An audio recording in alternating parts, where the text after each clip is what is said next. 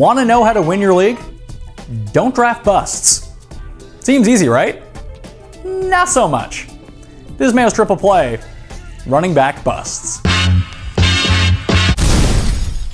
I'm certainly no ageist, yet I find Steven Jackson supremely overrated. And yes, his age is a factor for his bustitude. Not the only one though. Even though he's landed in a better offense, Atlanta's primary game plan's vertical passing. And when they really need to involve a pass catcher from the backfield, like if they're trailing, I don't see why they wouldn't just use Jacquizz Rodgers, since, he's one of the league's premier pass catching backs and far better in space.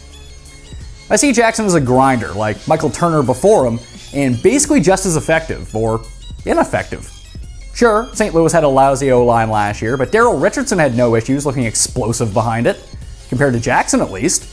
So his entire value is going to be wrapped up in touchdowns. He'll have plenty of opportunities to score, no doubt, probably more than most, but banking on end zone appearances as your primary source of fantasy scoring is a road not to be traveled.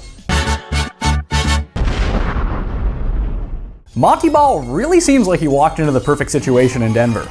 Great offense, great quarterback, and especially great system for fantasy running backs.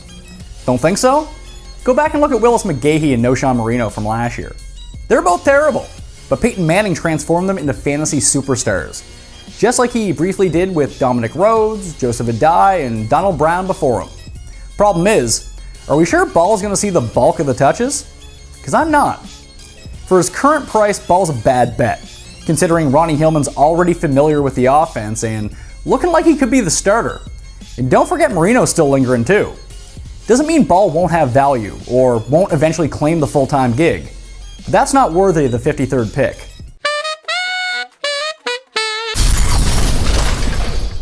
Apparently, I just don't see what everyone else does in David Wilson.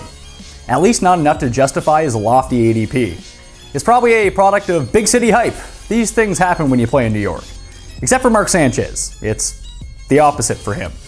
But do you really want to invest an early third-round pick on a back who's never recorded more than 15 carries in a game before? Or who's only cracked the century barrier once? I know I don't. The potential's there. I get that. But he's going to need to live up to every ounce of that hype to justify this draft position. You're much better off waiting 6 rounds and taking Andre Brown instead, who wildly outproduced Wilson before succumbing to injury.